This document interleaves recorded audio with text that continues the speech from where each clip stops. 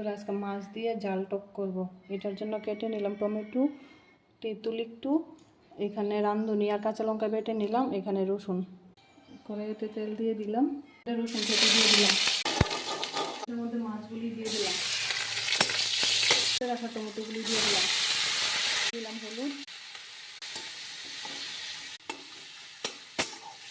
তার মধ্যে কাঁচা লঙ্কা আর রাঁধুনি দিয়ে দিলাম, দিয়ে নেড়ে চেড়ে এটাকে ধিমি আঁচে ডেকে রেখে দেবো সেদ্ধ হওয়ার জন্য। এবার ঢাকনা উঠিয়ে এটাকে নেড়ে নিচ্ছি, সবগুলি সিদ্ধ হয়ে আসছে, দুলগুলা জলটা ঢেলে দিচ্ছি,